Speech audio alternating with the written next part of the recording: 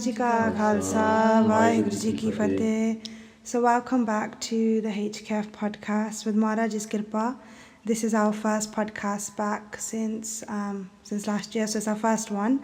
And with Maharaj's Kirpa, we're really blessed today because we have a really special guest. And I'm sure that many of you, probably most people listening to our podcast today, have already seen Bhai Sahib's sewa, seen their katha, seen their videos online, and the parcharak that they're doing. So today we have Bhai Sahib, Bhai Mandeep Singh ji with us today. Bhai Sahib ji, Vaheguru Ji Ka Khalsa, Vaheguru Ji Ki Fateh. So I think many people, Bhai Sahib ji, already know you from the sewa that you're doing with basics of Sikhi, Devanhaar, Vidyala. Just before we get into anything else, if you could just tell us a little bit about that for anyone that might not have heard of it before. Sure. First of all, thanks for having me. It's a real honour and pleasure to be here and excited to talk about what we've got planned.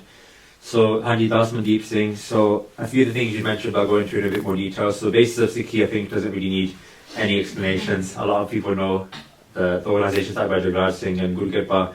Really blessed to be part of the management team now, and also just doing whatever sewa I can on the side in terms of prajar camps. So there's a lot going on with that. And then with regards to Devanhaar, which is kind of a sister organisation to Basics, mainly based in the West Midlands in Birmingham, it originated from doing kids camps. And what we found was the camps that were happening were good, but they were, in the most respectful way, quite desi.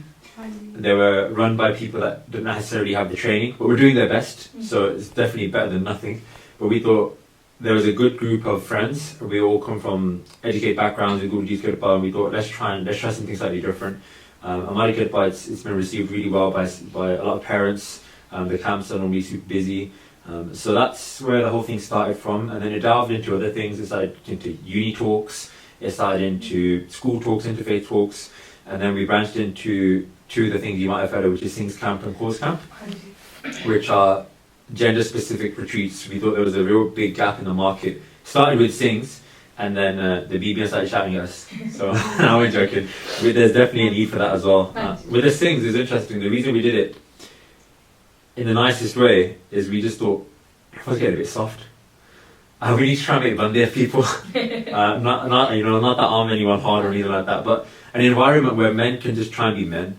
And wrestle and do all these things and not worry about what people are going to say, and also to have a lovely balance of people that are already in Sikhi and give them a space to develop, and people that want to develop. Because quite often, I think one of the questions you asked was, what are the biggest problems we face in Sangat?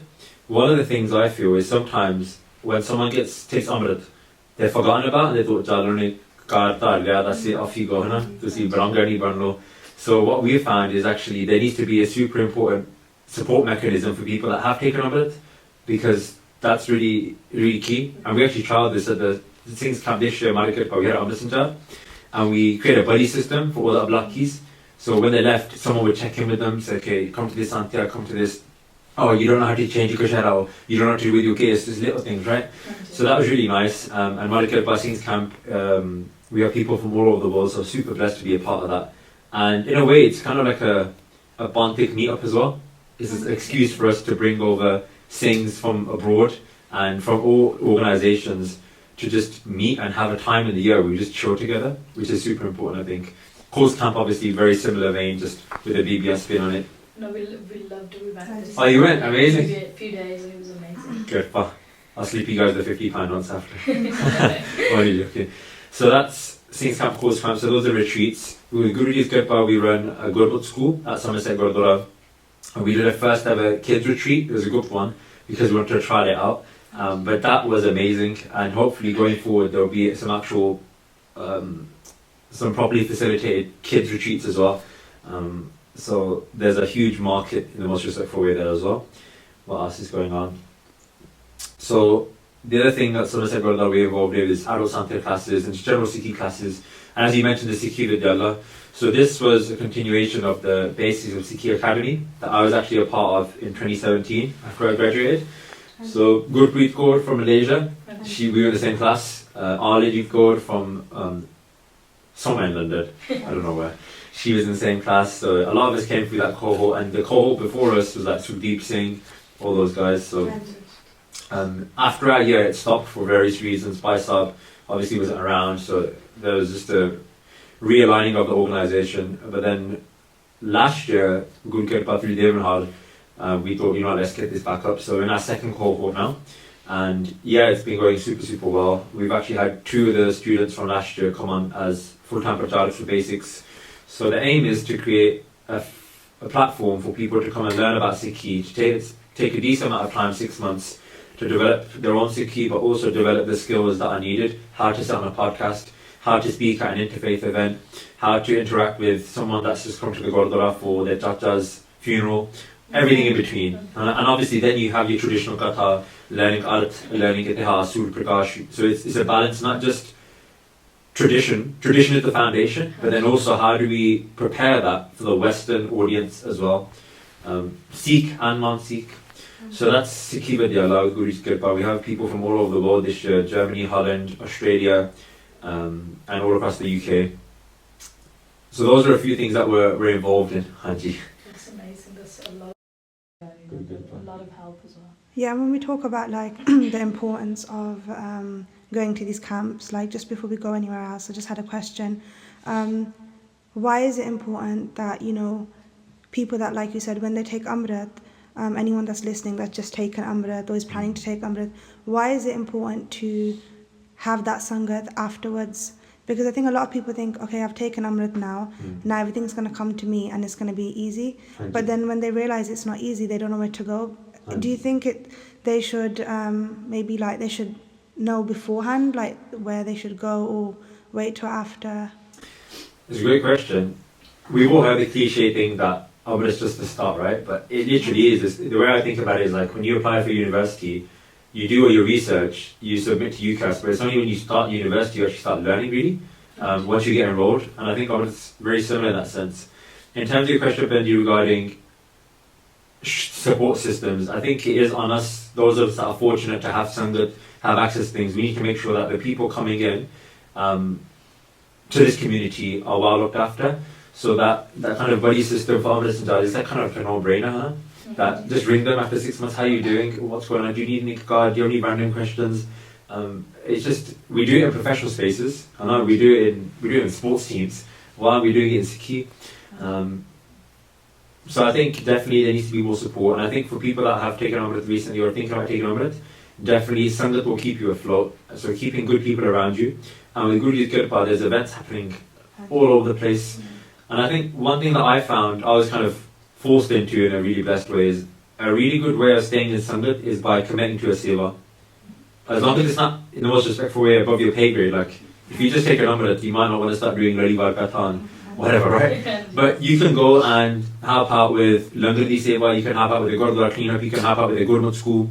And what I found is my best friends have come from people I've met in Sewa, because we continue to be best friends because of the Sewa. And you don't really have time for anything else. So whoever you're going to be at Sewa, they're going to be your friends, and they're the best people to have. So I think, one, definitely staying in Sangat. Classes are a great way of doing that. So if you don't like learn Kirtan, go to a Santhya class, because that will become your Sangat. And the second thing would be commit to a Sewa where you can. Our generation is really bad at committing.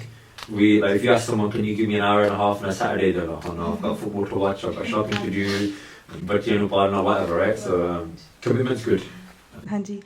And going back before you started all this seva, so if you don't mind, could you tell us a bit about how you came into Sikhi? Because a lot of the time we talk about this on the podcast with other guests as well. Sometimes we assume that if someone's doing parchar or someone's doing seva, they must have had an easy journey and they must have been brought up in Sikhi. But a lot of the time, speaking to a lot of the guests, they always tell us that actually it wasn't a straightforward, it was actually a struggle, or we had to go through a lot of things to get there. Yeah. So yeah, sure. It's interesting. Within a kind of like immediate seva circle within Devanhaar, no one grew up with this. Everyone kind of came in after, which is really interesting. And I've seen over the past 6-7 years this wave of people coming to Sikhi. It seems as if like Guru Sahib is getting us ready for something, which is really exciting. But on a personal level, so I grew up, so I'm from Birmingham. just by Mr. Singh's. Everyone will know where that is. And I grew up in a normal Punjabi household. So my dad's from India, my mom was born here. They had a lot of Shraddha for Sikhi, but just standard Punjabi parents, like, new Bhai Sahib, every Sunday go to the Gurdwara, guaranteed kind of thing. But other than that, it wasn't really much. We family used to drink, not like crazy, but just socially, all my mom made that, it was a standard.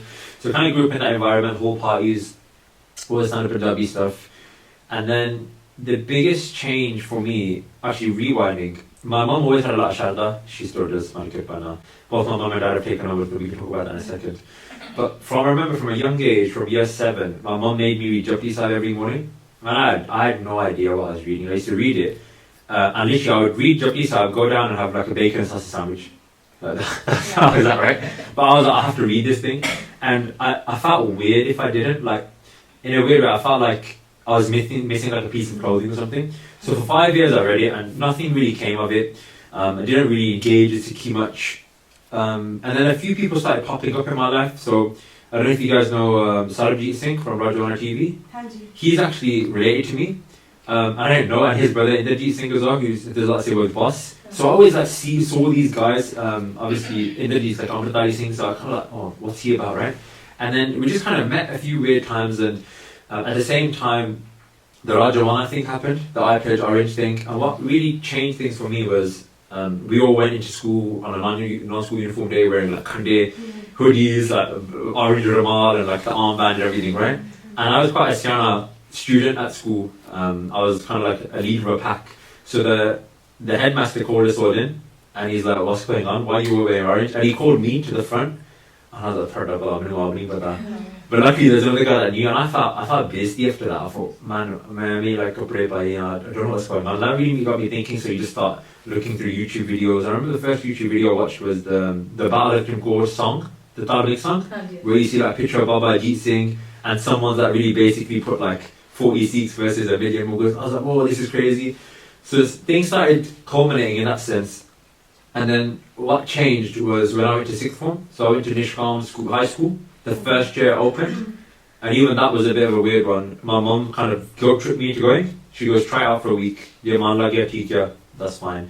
Long story short, I ended up staying there. And Man Singh, who many of you know for the History Podcast, he was a teacher there. So he actually did a Sikhi class as an enrichment class. They don't do it now anymore. And it was basically me with like 20 year 7s with my like red Ramadan, right? But I really enjoyed it, and he taught me so much. He taught me about 84, and when I learned about 84, that was like, I was like, wow, like there's people that gave Shahidi recently, and also he just taught so much about Sikhi, and he started the Sikh Youth Forum, which then he wasn't involved, but later turned into like Sikh Youth UK. So it's really interesting. So every Friday at Baba San Gurdwara, we just sit and like have Sikhi updates, and that's what really got me in. And then with Guruji's Kirpa, for my second year, after my first year of A-levels, Guru Sahib blessed me with case, and then went to university, got involved with the Sikh societies, and then Holy just came together, and then was blessed with Amrit in my first year of uni at Birmingham Uni. Got involved with the Sikh society, got involved with BOSS, went to camps, went to Sikh to Inspire, and then after I was taking Santi at that point from Baldeep Singh, Gyani Baldeep Singh in Birmingham. And then after my first year of uni, I went to India with Guruji's Kirpa. Sorry, after I graduated, I went to India to Jogiwal for about 4 months. I took some Santia there, so that was a really great experience. Came back and then did the basic Sikhi Academy, and then it just kind of went from there. Hanji, and what about like any struggles that you faced along the way? To be honest, I had quite a smooth journey. I think one or two things I found quite interesting were friendship circles. What happened was, when I was at my normal school in year 11, we started drinking and things, like house parties, and I was the one that was always organising. I was like the facilitator. So I find someone's house, right, get a cousin who's 18 to go get the sharab. I was like the organiser, right? So when I moved, everyone was a bit angry at me, because obviously the parties aren't happening. And they were like, oh, blah, and all this standard stuff. And what I realised is that friends come and go really quickly, And when you're year 7, you think your class you're gonna die with these people. And like you think I'm gonna grow old with these guys, right? And then you go to year 8, and then it's a new group. Then you get to year 11, and then you're like, nah, these guys okay. Then you all move to a different sixth form. So I learned really early that friends will come and go, and that's fine. And it's not anyone's fault. You don't need to hold that against anyone. And what was really interesting was that 2 or 3 friends that kept in touch with me are still really good friends now. So it wasn't necessarily a struggle, it's more of a realization. I had everything on a plate, I'll be honest. I was super lucky. I had all the right people coming into my life at the right times. I met all the greatest role models that I'm still grateful for. And also mum and dad were really supportive as well. So my dad, he was studying me in Sharab. My extended family, I have 2 older brothers, they both got married, even my puppies. Everyone, they have a lot of Shadda for Sikhi, like my nieces and nephews come to go to schools, but they still do the Punjabi stuff. But everyone was really accommodating. So yeah, I was lucky, man. So when we talk about like balancing Sikhi, because I know a lot of people listening, they always say that, taking Amrit is gonna, like we talked about at the start, like it's gonna solve all our problems.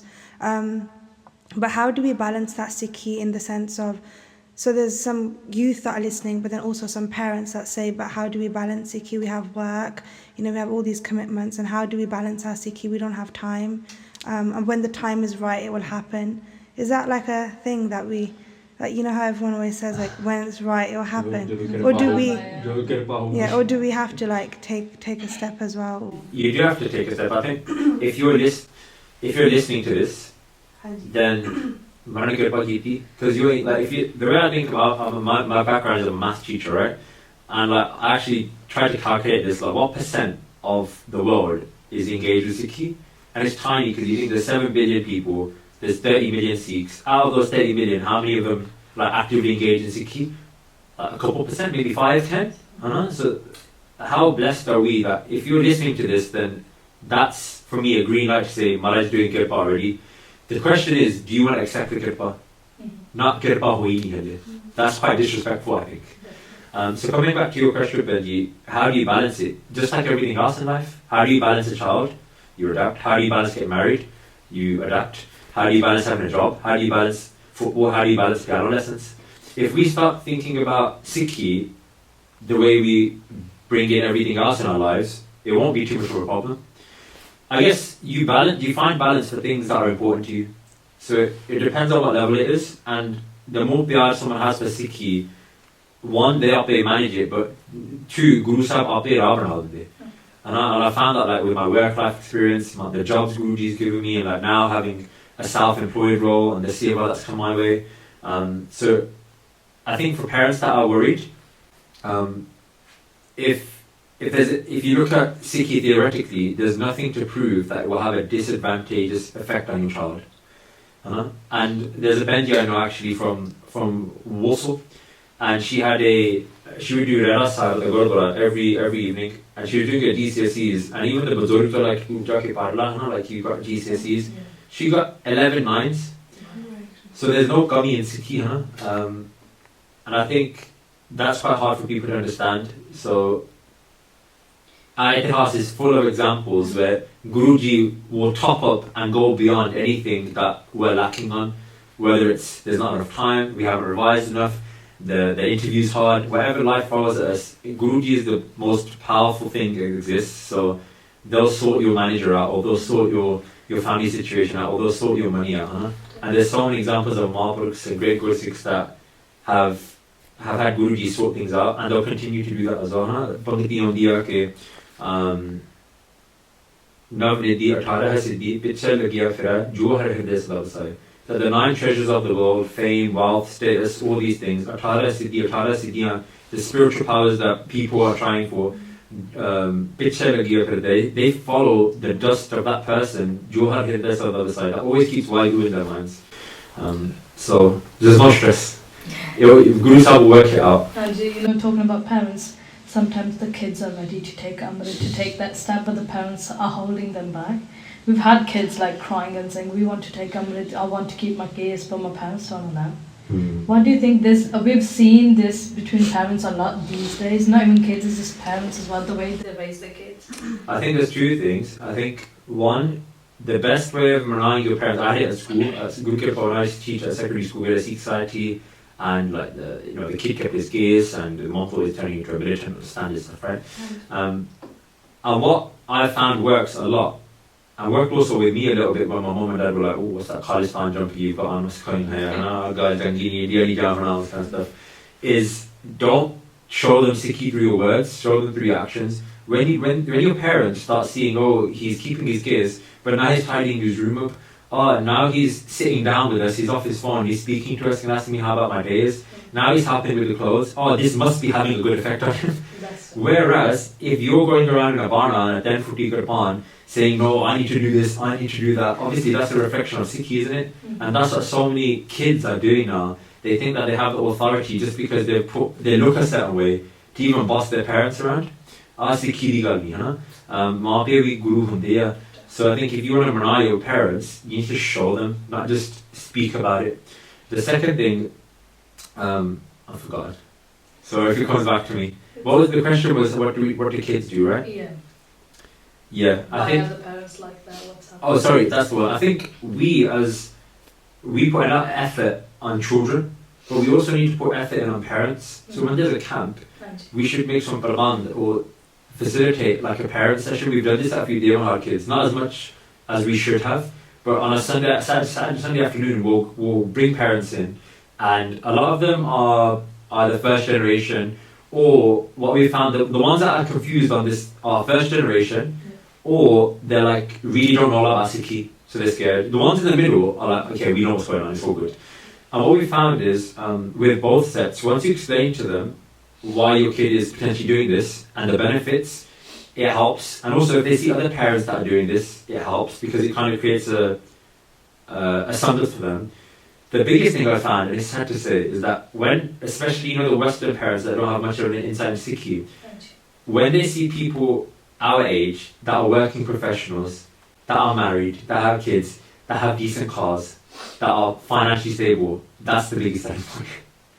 So I think it's a bit sad, but their parents they just want reassurance for their children. So I think one of the best ways we can help is we can do very well in a worldly sense, be the best role models we can, and then intervene and say, look, I know how you're feeling, my parents felt the same, look at me as an example, not to do our own Guru Sahib, but that will reassure them to say, you're like a case study, if that makes sense. Haji, and going back to what you just said about parents and Sikhi in today's generation, I had a question which was like, would you say that Sikhi is easier now? Because in some senses it is, because we have access to more resources, and we have like more camps, and like here daily in a week there's like loads of classes happening, Sikhi camps, and again online when we talk about social media you have access to everything. But then would you say Sikhi was easier now or then? Because that's another thing when we talk about the generation of the future generation. We've seen that yes, we have more access to Sikhi now, but there is that little bit of a disconnect as well, especially when we talk about like online and social media as well. It's like our parents, even though they might not be in Sikhi 110%, but they have so much Shraddha for Guru Sahib, even if they don't even if they do drink or anything. Yeah, I think it's an impossible answer. I think there's different levels. So if you think about back in the day, there wasn't social media, so there was less access, but that made it simpler, I would argue, because you had less distractions. Whereas now there's more access, but quite often that causes more pange. So it's circles and roundabouts. I think there's just different problems that we're facing. I think the biggest problems we're facing, one of the biggest problems is social media. So I've actually done a lot. I really enjoy reading about this idea, and there's a great book for anyone that's interested. Parents, I highly recommend you read it. It's called The Anxious Generation by Jonathan Haidt. So maybe you could link it or whatever. And it just talks about the pandemic of mental health and how it's linked up with the accessibility of technology, which is basically really ramped up in about 2010, and the medical records to show that it's not just a correlation, it's a causation. So this has caused this. And I was thinking about it from a Sikhi perspective. What does it induce within the youth and also adults? Anxiety, feelings of loneliness, feelings of disconnect, comparison issues, self-doubt. And it's crazy because Guruji has put things in, basically Sangat, to eradicate all of this stuff. Guru Sahib's like future planned against social media as well. So I think social media is a really big thing that we need to get to grips on, and be a lot more aware of, because it is really damaging our youth. And one of the big things he talks about is outside play versus virtual play. So now a lot of play is virtual. You speak to people on FIFA, you speak to people on headsets, you speak to people on FaceTime. Whereas before, you would go out as kids, you play football, you play tag, and you had a problem, you'd organise it there. What's happened now, and this comes to a question you mentioned later, I'll jump into it, is the virtual world has made it very easy for people to quit with no consequences. That filters into our Panthik organisations, because one of the biggest things I've found in terms of sustainability within Panthik organisations is the ability to thoughtfully disagree. What happens is, this thing says this thing says that, they can't agree, so they go and make two different jathabandies, or they make two different gurdwara. And that level of resilience is only getting less. I've seen it in schools, so I think social media is a big thing that is a disadvantage. Obviously, if it's used in the right way, you can put the algorithm to your benefit, so you only see Sikhi stuff. But even then, it knows what triggers you. It's the lust, it's the self-harm, it's the madness, right? So I think that's quite dangerous in terms of now. And as a result, we're spending less time in Sangat. Even this, like back in the day, people would get together in a band and talk. Like, we don't do that anymore. And even one thing I think about a lot, it's quite scary, is just like, kisi de ghar jana. You know, like back in the day, you just knock on someone's door, rock up, you had cha pani, and you just chill. We have to like book in advance nowadays, and we're separating.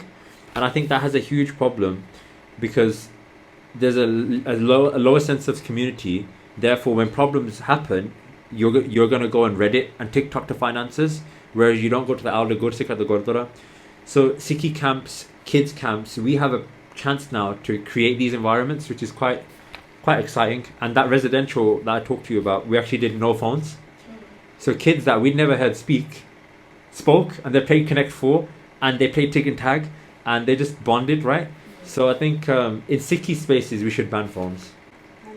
And how do we balance that? Because obviously social media has positives as well, like you said, you know, like all the sewa, parcharak that's online, and like basics of Sikhi, like how that's helped so much people come into Sikhi by watching those videos. But how do we balance that in our daily lives, not only just for the youngsters, but for the adults too? Because I think sometimes it can get a bit, it's quite damaging for our panth as well, the amount of things that we are like consuming, but sharing, like you said, people used to sit together in one place and do vichar, and now it's like we don't think twice, like we don't even give it 10 seconds before we have to say something. It's like we tell someone, come in Sangat, I'll do you online, come to Santhya, no, it's okay, I'll put it on YouTube and I'll do it. I'll bring my ustad, and I think that's the first thing you like. It's a great as an entry. And every now and again, like if I have to go to work in China, then you make do with what you got, right? But we're very blessed, especially in the Midlands, in the UK, and a lot of people across the world where we have access to Sangat. I think the key thing is you can't become dependent on virtual Sangat, because then your Sikhi will become virtual as well. I think you can't replace physical interactions, generally on a human level, but then also on a spiritual level as well. And there's been so many studies that have shown that praying together, meditating together, the wonders it does for your mind, the way it reprograms your mind. And then Chalo Guru Sahib said about the palave in terms of your bhakti, it can't be replaced. So I think it's super important that we don't get too dependent on it. Otherwise, we're creeping down quite a scary hole. So there's obviously a need for social media, but we as people that Guruji has blessed us with seva, we need to make sure that we're actively creating these spaces, which obviously you guys are with the local seva, so that people can easily access your book club or your jar and chat or whatever it is, right? So when we talk about like coming into the path of Sikhi, so mainly this the whole theme of today's podcast is how do we balance Sikhi. So we talked about different things and like struggles that everyone has. When we talk about forgiveness, I think that's a really big one, because when we come into Sikhi, or even when someone is coming to Sikhi, and maybe it could be Amritaris or even non-Amritaris, when we see someone make a mistake or something, we're quite quick to, comment on it or assume that, yeah, we already knew this was going to happen. What responsibility do we have in terms of supporting other people when they make a mistake, but also in terms of like what Maharaj says, and like throughout our history, is Maharaj going to forgive us if we make a mistake? What can we do? Yeah, it's a great question and something that we're not conscious of enough, I think, and there's huge potential if we are. I think firstly, for anyone coming into Sikhi worrying about the mistakes, Guruji knows you're going to make mistakes, and if your line of sight is towards Amrit, you haven't just randomly stumbled upon that. Guruji has put that in front of you, Janke. So you shouldn't feel you're unworthy, if that makes sense. You wouldn't have got there otherwise, is the first thing. I'm a really big believer in small wins, like your 1%. And I read a lot of Stephen Bartlett, the Diary of a CEO. I don't know if you guys watch it, but he's got a really cool book, and he actually graphs if you do 1% increase every day, the effect it will have compared to a 1% decrease. And just the way the maths works, 1% decreases at a quicker rate. So I think if you're coming to Sikhi, don't overwhelm yourself with some people come running in, like I need to do 20 search bars, and if you can, that's great, by the way. Let me know how you're doing it. But at the same time, that it doesn't need to be that case. And there's an interesting Sakhi that recently came out on the Baba Harnaam Singh Ji Rampur Kirwari that will illustrate this point. And there was one of their sevaks called Bhai Mandeep Singh, and he asked Baba Harnaam Singh that my bhakti is not my spiritual level, mere vastha nahi vaddi. I'm doing Nitnem, I'm doing Asadiwar, I'm doing Sukhmani Sahib, I do 27 sthayi part of Chaubi Sahib a day. Like, why? And Baba Harnaam Singh said, Chalo, Maranu Pachalunge, they did a das. And then Guru Gobind Singh Ji gave Pratak Darshan to Baba Harnaam Singh, and they said, Tha Vadawa Singh, da o part parda, pero sonda nahi. He's not listening to it. So us karke phal nahi milda. And then he went back and basically said, Maharaj said to him, Onu kaho ki sanu part suna de. And he went back and he basically said, look, your mind, there's no dhyan on it. So then he went back with a question and said, Maranu me kive sunawa? Maharaj isn't here, right? What shall I do? Where do I go? Maharaj sanu milde nahi. And then Baba Harnaam Singh again did a benti, darshan again. At that point they said, if you concentrate fully on what you're reading and you listen to the words, you'll see, Sochalo me sonda, I'm listening to it. And then they even said, look, he does Stai Chaupe Sahibs, but me ek karleve with Prem Sharda. I'm not saying don't do extra bani. That's not what I'm saying. Someone will make a clip of that. But if you do one with Prem, it'll have more of an effect. And then the other thing he talked about was Ardas, actually, that part mil janda par Ardas nahi mildi. And then he went back and said, I thought Maharaj knows our mantra jami anyways. But we mriyada hui, like, if you want something, you can do Ardas formally to ask for it as well. What was the question? Sorry, I've gone off on a tangent. It was regarding forgiveness. So in that sense, when you're coming into Sikhi, whatever you're trying to do, just try to do it to your best ability. Don't try and aim for quantity. The other thing we always think about is all of us come with different baggage, karam, family situations, whatever. And if you think about shoes, I'll use the analogy of shoes, right? We all have a different shoe size. You might be a size 4, I might be a size 11. So the step you're going to make is going to be smaller than me because we have smaller shoes. The analogy for anyone that's a bit lost is if you're new into Sikhi, your shoe size will be smaller. So you making a step and me making a step, it's still us both making a step, but it's relative to our own current situation. Problem occurs is when my size is 4 and your size is 11 and I see you jump and I think, man, I'm not making any progress. So then I try and jump in size 11 shoes and then I fall over. So I think said is to take it easy, enjoy it, but also be kind to yourself. If you make a mistake, you got 2 options. You can sit there and dwell on it, or you can say, look, I'm human, Maharaj kirpa karo, let's try again. And if you make a mistake again, that's fine. What Guru Sahib's, I think for me, the key word in Sikhi is uddam. Not perfection, it's uddam. As long as Guru Sahib knows you're trying, what parent wouldn't be happy? So for me, I think that's the main thing. When you're coming into Sikhi, to bear that in mind. And if there are people that don't appreciate that and are trying to put fingers at you, remember, that's not representative of Sikhi. You're just listening to a few idiots, and try and stay away from them. Then to your second question, in terms of what we need to do, 100% man, pyar di galla. And we talked about grooming before this, and your dad was mentioning actually, and I totally agree with this point, is that the reason people go to other faiths is because they come to a Gurdwara or they come to Sikhi and they don't get what they need. So if we as custodians of the Guru, that we're blessed enough to have, places of influence, if we're not creating welcoming environments, then of course people aren't going to interact on it. Not that we are the people that can influence people going to Sikhi, but at the same time, so I think it is just little things, and we can train each other on this. We've done training on this. When a new member of Sangat comes in, someone needs to speak with them within the first 30 seconds. How are you doing? Nice to speak to you. Come and sit with us. Let's have jar together. Where are you from? Is it the first time you've come to this course? There's so many things that make a world of difference. And I know personal people where they've had that first interaction and that has made or broken whether they're going to come the next time. So I think just like even little things as Amritaris, don't be in your cliques at a camp, because the kids will see it. Go in the Devanhaar, go and sit in the midst of the kids and read Japji Sahib with them. If you guys are outside chilling on your phones, why should they read Japji Sahib? You can't speak down to them, you speak with them. And when kids, especially children, see that emulated, they will follow. If you're telling them to do it, aap nahi karde, it's not going to work. No, that's really important, because I think in today's generation, today's time, a lot of the time, when we see like the younger youth or the older youth, they don't want to, when they've like they're in Sikhi and they're in that Sikhi sroop, they got the Bana, they got the Malla, they feel a bit like anyone new that's coming, it's like they don't want to approach them. Like, when we used to see like in schools, or we used to hear about like groups and stuff, like the kids and like bullying, we have that in the Guru Gard as well with a lot of the kids. Like you said, sitting in the middle of the kids and doing Japji Sahib, that's really rare that anyone would do that. A lot of the time what we see is like, especially the older youth, they don't want to sit with the younger kids because that's embarrassing. Like we're too cool to like be sitting with them. But like you said, it's really important that we do have those spaces where we take on these people that are coming into Sikhi, because if not, like you said, they're going to get taken by other communities or other faiths, and then later on then we try to find ways to bring them back.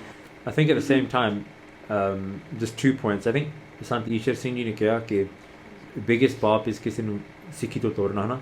So if you're ignoring someone, that's fine, but then if you're actually going out your way to make someone feel uncomfortable, and that bullying aspect, then us to bada paap nahi hai na. In terms of the camp situation, I think it's really important. There's a few layers. You have your campers, then you have like your level 1 sevadars that are normally like 16, 17 uni students. Then you have your Siane sevadars. What happens is if the level 1 sevadars will copy what the Siane are doing. So if from the top, whoever the most Siana person is, if they, and in a camp it's mad, you got timetables to do, some kids being sick, some parent needs to come midway to go to a dentist appointment, it's madness, right? But these are the key things that will make or break the camps. If the top person or the top people, the top group don't do it, then the group leaders aren't going to do it. And if group leaders aren't going to do it, then when the kids come through next, they're not going to do it because that wasn't the cool thing to do. So it can very quickly be changed. It can very quickly, and you can make this cool. And basically, you're the waste man if you're not doing it. Do you get what I mean? So we have the chance to do that, and it's interesting. I think maybe the reason we're a bit more switched onto it is because we came from a non-Sikhi background, and what I've found, I'm not trying to judge anyone here, but just my observations is that people that have been brought up in an Amritari family, they're blessed enough that they didn't need to go out and find it; it was already there. So they're a bit more comfortable within themselves, and they don't really feel the need to go and sometimes go out and speak. Whereas myself, who's come from that non-Sikhi background, I remember what it was like when a certain Singh at bus camp just came and sat next to me in the Langar hall. I said, "How you doing, bro? You're right." And that just made my camp. That made me come back next year. And I know the benefit of that. Therefore, I know the effect it will have on people. And I think Kaivari, if you've been blessed enough to be brought up in an Amritari family, you're kind of sheltered from it. But that can be quite damaging if it doesn't happen, because what's the opposite? Someone comes in, sees there's loads of scary looking people, which isn't Amritari's fault, it's just what it is, and then walks off. I mean, they do think we're strict and they don't talk to you. And this is you're strict. the thing is, it's like we can sit and complain about it, we're judged wrongly, or we can this is the situation, what are we going to do about it? And in a way, we've got even more Jummewari now, the fact that the narrative is against our side because people think we're militants anyways. So But the thing is, when you go and say fateh to a random person, the Jodha, they're like, whoa, like, oh, he's actually a normal person, he's actually nice. And I always give this homework, so I'll set you guys the homework, and anyone listening, is as an Amritari, or anyone that's even non-Amritaris, even if you wear a mal, it doesn't matter. The fateh belongs to us all. My homework is to go and say fateh to 5 random people in a Gurdwara. You can't know them. And they'll look behind you, they'll be like, what's going on here? But what happened is the first time it'll be a fateh, and they'll just be like, Sasrikal, something, huh? Second time, they'll be like, oh, he's saying it to me. Third time, you'll ask them how their day's going and be like, oh yeah. And then you'll find out why do they come to the Gurdwara. Then you'll tell them, oh, do you know we have a class on this day? And you create an ecosystem for them. So don't underestimate the power of just smile and a fateh, because it'll go the long way. Yeah, and but imagine this. Imagine from next week, like there's 5 Amritaris in every Gurdwara that just said, you know what, any new person that comes in, we're going to say fateh to him. Imagine the effect that would have on the mahal of a Gurdwara. People would be like, oh, I'm welcomed. They're not looking at me weird. Maybe I could be like them. I want to hang around these people. Do you know what I mean? So that's a random experiment of mine, but it's working. I think it's really important that you said that, but I mean, I guess it's kind of sad as well that we have to say that, you know, let's go to our apne, like, you know, that come to the Guru Gar and say fateh to them, because like we said, we talk about Sikhi, like what responsibility that we have as individuals, whether you're Amritari or not Amritari, what responsibility we have to take the panth forward. Like you said, saying fateh to someone and like being welcoming, but also when we go outside of the Guru Gar or in our daily lives, what responsibility do we have? Like we said at the start, taking Amrit is not just the end, that's the start. So what responsibility to anyone that's listening, youth or, you know, parents, what responsibility do we have when it comes to, you know, doing something that's going to benefit our panth in the years to come? I think just going back on this idea of taking the panth forward, where no one take the panth forward. The panth's going forward whether we jump on it or not. And when like someone explained this to me, I felt so less pressured with sewa in a weird way. And the way I think about it is that Guru Nanak Dev Ji Maharaj started this revolution, and every time a sewa comes your way, that's them offering you the chance to jump on. If you don't, there'll be 100 people waiting. And when you view sewa like that, you're greedy for it. You're greedy for it because you're like, yo, this is my chance. Guru Sahib knocked on my door. It's not just some random pandey in the corner, or whatever. It's not 20 annoying kids that you have to speak to for an hour. Then it's different. So I think that's the first thing. And when you view it that way, you realize that we're gonna do udam, and you're not attached to the outcome, because that will make you go pagal as well. I remember when we started Santya classes for kids, they were like, we had a Punjabi school and kind of took that over, did Kabaja a little bit. And then we started Santya classes on Sundays at 8 a.m. and I would go and pick all the kids up. And I would get stressed when they wouldn't come, or the parents couldn't be bothered. And I was trying to like take over their lives. And then I thought, you know what, forget this, man.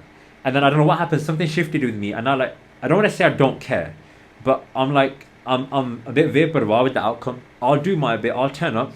They'll come. And when you do that way, you realize that it's in Guru Sahib's hands, and also I feel it's a lot more sustainable for you, because otherwise you end up just chasing people the whole time, and for some people it's just not in their karam, and we can't change that.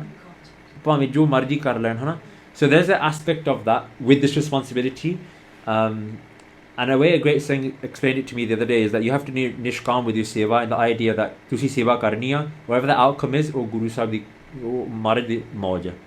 And when you're doing it like that, there's a lot less anxiety and a lot less stress, and you enjoy it more as well. You don't stress over like this kid didn't come, that kid didn't come. In the outside world, 100% we're custodians of Sikhi, and we all have a jummebari to represent Sikhi, because we have this roop, and it comes down to the small things. I think even like bachan kamone. There's a funny thing in schools, you probably always heard it, like people say, I swear my mom's life, or like Muslims say wallahi or whatever, right? And I was just thinking about it, that the world is so messed up that for someone to believe what you're saying, you have to swear on your mom's grave. Whereas like, if you're not true Gursikhs, shorty koi gal hove do kamaye. It could be the smallest thing, like I'm gonna get you a laddu, or I'm going to have a samosa, or I'm going to be here at like 5 to, you'll be there at 5 to. And this is something that I try to come out as much as I can, the smallest thing, which is why I'm really hesitant about saying things. And I think one of the things we can do is, my ideal situation would be is that people look at Sikhs and think, you know what, they're true to their word. If we can get that, that'd be sick. And even to the smallest T, like, oh, my colleague said he's going to pick me up, he's going to be here this time. I don't need him to surround his mom's life. I don't need to ring him, he's pakka. And I think the parosa people would have in Sikhs would be great. That's one small thing I've found in terms of just like staying strong to your word. And also obviously amongst Sangat, staying strong to your word as well. And then there's just general things about the way you interact with people, Prem, the corner, not judging, and just trying to instill Sikhi values. The other thing I'd say on that is, we're very scared when it comes to speaking to non-Sikhs, and Muslims do this great. It can be any conversation, they're going to talk to you about Islam. And you know what, fair play to them, because they love it and it's their passion. But with us, we don't even keep it barabar, we undersell it. And I think this is something we have to overcome, because people want to know about Sikhi. It's the solution to everyone's problems. Yet when someone asks us a question about Sikhi, we actually water it down. And a quick example is like, oh, you're a Sikh, like what are your beliefs? And we're so scared of offending someone or coming across a militant that we just, in the nicest way, say the airy fairy stuff. Oh, we give free food. Oh, we believe everyone's equal. We don't, by the way. We treat everyone equally, but we don't believe all religions are equal, because if we did, then one day I'd be a Sikh, Tuesdays I'd be a Hindu, Wednesdays I'd be a Muslim, Thursdays I'd be a Buddhist. And we should ke say that. People will see that Sharda within us and they'll be like, I want a piece of that. So I think there's two things we can do on an outside point, is stay true to your word, live up to your word, and I think that'll have a big effect on the way people view Sikhs. And the second one is, don't be afraid to talk about Sikhi, because people want to know. We just sell it really badly. Hanji. No, I think we've learned a lot. I don't know about anyone else who's listening, but we definitely learned a lot from everything that you shared with us today. And I think, like you said right at the end, be brave. And I think it's all about taking that one step towards Maharaj, and then Maharaj will show you the way. And hopefully anyone that's listening that, is struggling with all these different things and how to balance Sikhi in their lives, we hope that they take away something from today's podcast, because there's a lot to learn. Again, there's not enough time to just sit and talk about what we can do. But even if it's one thing, like you said, saying whether to find different Everyone's homework task. That's what it is. So I'll do it as well. I gotta do it as well. Andy, so even if it's one thing, and that's one step. So Bhai Sahib, thank you so much for coming on our podcast, because like we said, we're just doing a small sewa. It's not like, but thank you for taking the time out from your busy schedule to come down and sit and share your vichar with us. And again, we hope Maharaj continues to give you seva, and Maharaj keeps you in Jardi Kala. Thank you as well for the seva and the opportunity. Maharaj thonu vi Jardi Kala vich rakhan. Khalsa, Waheguru Ji Fateh Ji.